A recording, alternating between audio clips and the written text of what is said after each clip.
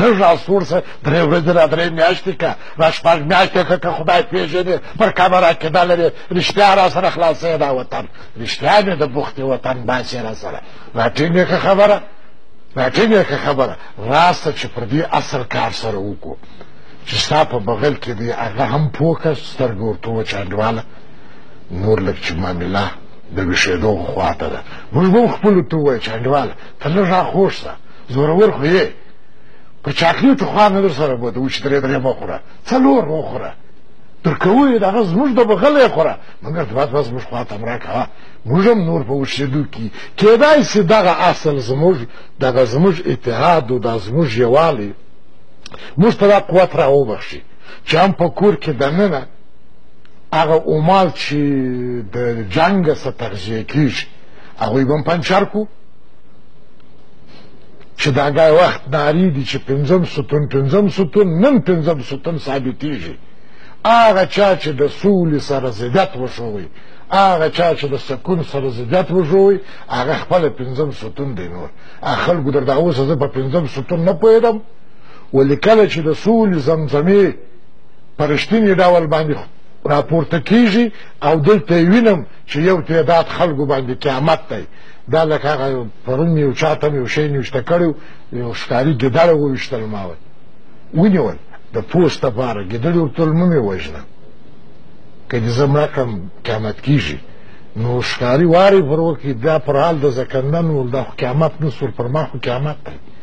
رښتیا هم هغه څوک چې په سوله کې ګټې نه دي پر هغوی باندې دغه زمزمې دی یې اوري چې ځوانان پر پښو را روان دي داسې به یې وګوري د مشرقي سم په دغه ورځو کې په را روانېدو دي د جنوبي سم په را روانېدو دي د بدخشان هم په را روانېدو دي د ټولو ځایو څخه به تاسې وګورئ دا زمزمې به نورې هم راټینګې کړو ولې زه پر دواړو طرفونو اصلي قوتونو غږ کوم هم پر افغان حکومت لکه مخکې چې د ګام اوچت کوي پر خپل ګام کلک راودرېږه پرېږدئ چې په کور کې دننه د یو تعداد بېکاره خلکو زړونه وچوي او مقابل لوري ته هم وایم چې انډیواله عجب ښه فیصله دې کړې چاړه په تېږ کې چغ کړه چې ستا ورور ستا د راحت وکاږي دا دې هم هغه ورور نه دی چې هېڅ لحظې دپاره د هېڅ چا سره هېڅ افغان په مزدوري کې نه دی چمتو فقط و فقط چاړه په تېږ کې چغ کړه لږ راسوړ سه دا هم را سړی و درته زه به پر مخ باندې کرار د خپل وطن د نجات لاره ستاسې په اتحاد کې بولم ستاسې په انتفاق کې بولم فقط ملت ته یې خواستم چې زموږ خبرې بې ارزښته ونه بولئ بله ورځ مې په یو شي کې یوه خبره کوم په غواړم یو چا لیکلي وه زما په ادرس باندې ولجبار هم وخت په خبرو تېر کوي ما لا افسوس کوم دا ستا پر مې د وجدان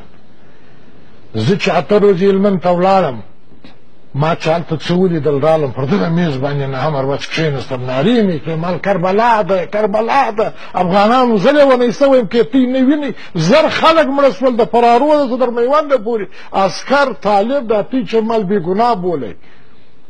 دا درد دی دا احساس دی دا که تا ته تشې خبرې معلومیږي نالت یې چې ستا پر ضمیر تا د خوله د اواز ولې نه راوځي ته ولې دا سترګې نه لرې ته ولې دا درد نه احساسوې دا درد دی دا چې موږ دلته باس کوو هر څوک راځو وخت ضایع کوو هدف دا دی چې موږ خپل ملت ته یوه انګېزه ورکړو نو موږ خواست کوو چې د دغه میزه څخه د دوی نن د نجات کلي پیدا کړي هغه د دوی په اتحاد په انتفاق کې پرته کو دا اوسنۍ پیلي سیاسي فضا په جهان کې د داسې یو انسانانو لاسته لوېدلې ده چې د هغوی اقتصاد د هغوی د کور ډوډۍ د هغوی قدرت د سلاو په خرڅولو کې اقتصاد یې پر سلا ولاړ دی لکه زما او ستا په کور کې دننه چې یو تعداد خلک وایي ښه دی چې جنګ دی که جنګ نه وای نو زه چا وزیر کولم نو زه چا والي کولم هغوی هم وایي که جنګ نه نو زما د فابریکې تولید به زه پر چا خرڅوم د ډیکچیني لور چې په 400 میلیونه ډالره باندې خالي د تشنابونو د پاکولو قرارداد ځان ته کمایي کوي نو هغې ته خو بیا دا جنګ لنګه غوا ده. نو هغه وایي په اصطلاح باندې چې زما دپاره خو جنګ دی شیدې کوي، جنګ خو بیرونی دی، جنګ پر موږ تعمیل سوی دی، جنګ زموږ نه دی. دا زر ځلې موږ دا شخصا ما پرون نن مې ذهن پر دې جوړ دی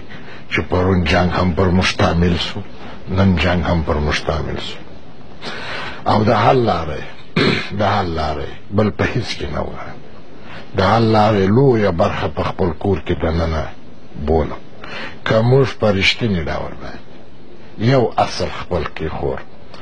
هغه اتحاد او اتفاق دی چې دا نن یې لږ لږ نمونې وینم. زه امیدواره یم چې هر پردی به د خپل ځان سره که په ژیره کې راغلی و که بې ژیرې راغلی د ځانه سره به خپله محاسبه وکړي چې نور دا ملت ویښ سو. یو هم ما په صفت د دوست نه مني، بل مې هم په صفت د دوست نه مني.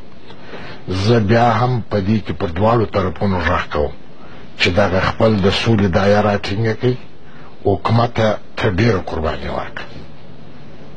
ډاکټر صاحب اشرف غني ډېره قرباني ورکړه،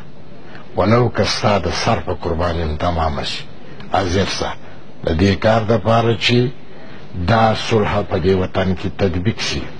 او مقابل لوري ته هم وایم چې ستا به لا واخلم. اوس دې اصلي اصل پیدا کړي،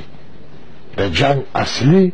نکتې ته دې اوس ګوته ونیول. ما به پرون پر تا نارې کړي چې بلا دې واخلم، در تا ښه پوهېږم چې شی څا ته لوېدلی دی. زه چې ستا چړې ته وګورم پر سوربري ته شکر وکاږم. ته چاړه په دې کې چخ کړه، لږ راسور سه. د ګډ اوربند ګډه خوشحالۍ. د اوربند له اعلان وروسته دا د کابل د تیاره ماښام تر ټولو هغه رنګینې شېبې دي چې له خونړیو بریدونو وروسته یې دا ځوانان تجربه کوي.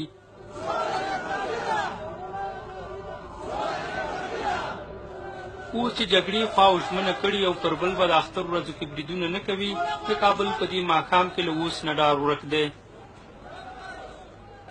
د یوې وسلوالې ډلې د مشر انځور ګرځول لوی جرم دی. اوس چې اوربند اعلان شوی سوري ته د تږو ځوانانو په لاسونو کې انځور او د ډلې بیرغ اوس دلته له کوم ډار پرته په ویاړ ګرځول کېږي. له یوې نیمې لسیزې وروسته اوربند دا ځوانان پکې د هېواد ښه راتلونکي ویني. کله چې افغانان نور له جګړو ستړي دي، له اوسني حالته ستړي دي، له چاپو ستړي دي، له وحشته ستړي دي، له بمباریو ستړي دي، موږ نوره جګړه نه غواړو. د جګړې طرفین باید په اجباري شکل باندې نور د ملت غوښتنه ومني او رښتینې سولې ته مخه کړي. افغانان دغه د اوربند پیل د سولې لپاره یو دایمي سولې لپاره یوه پیلامه بلي او هیله دي ټول چې دواړه طرفه باید زموږ د ټولو افغانانو او خاصتا د هغو افغانانو چې په جنګ کې یې بیه پرې کړې ده او د جنګ لپاره یې بیه ورکړې ده، د هغوی احساسات به درک کړي. نو دا په حقیقت کې د ټولو افغانانو هیله وله. موږ په لومړیو کې فکر کوو چې دا به صرف د افغان حکومت لخوا نه دا اوربند دي، اما دا موږ وینو چې د لومړي ځل لپاره بالاخره طالبانو او افغان حکومت په ګډه باندې توافق وکړ چې دې اوربند وکړي. ماشومان چې اوس په دردونو او خوښیو پوه شوي د کابل دا ماښام یې په خپل راتګ سره لا ډېر رنګین کړی. غوښتنه دا ده چې اوربند دې پراخ شي، ډېرو ورځو ته دې وغځېږي چې ترخې تجربې ویلې کړي. ټولو افغانانو غوښتنه ده چې دغه انشاءالله چې دغه درې ورځنۍ اوربند به انشاءالله وغځېږي، په میاشتو به وغځېږي، حتی په کلونو به وغځېږي. مونږ همدغه هیله ده او همدغه توقع ده. بالاخره دواړه لوري چې کله اوربند کوي ټول ولس خوشحاله کېږي. معنا دا چې دا جګړه ګټونکی نه لري. کله چې ګټونکی نه لري نو باید دا اوربند دوام پیدا کړي او تر هغه وروسته د سولې لپاره هغه ګامونه واخیستل شي چې هغه واقعي ضرورت یې دی. سیمه دا سیمه ده چې هلته حکومت هم دی هم طالبان دی. واقعیت کې ووایو چې هلته موږ د شپې خوب نشو کولی. شپې حکومت ګرځي، ورځې طالبان دي. د اوربند په خاطر باندې هغه هیلې په خاطر باندې چې موږ لرو دلته هغه ځوانان ننګرهار ځوانانو په نمایندهتوب باندې دلته کابل ته راغلم. او د خوښۍ ځای خو لا دا ده چې طالبانو ټول هغه د افغان سرتیري چې هغوی سره په بند کې دي، زندانونو کې دي، هغه یې ټولو د ازادولو خپلو پلویانو څخه د ازادولو غوښتنه کړې. د کابل پولیس مشر هم له دې ځوانانو سره د اوربند په خوښیو کې شریک شوی دی او باور لري چې بریالی به وي.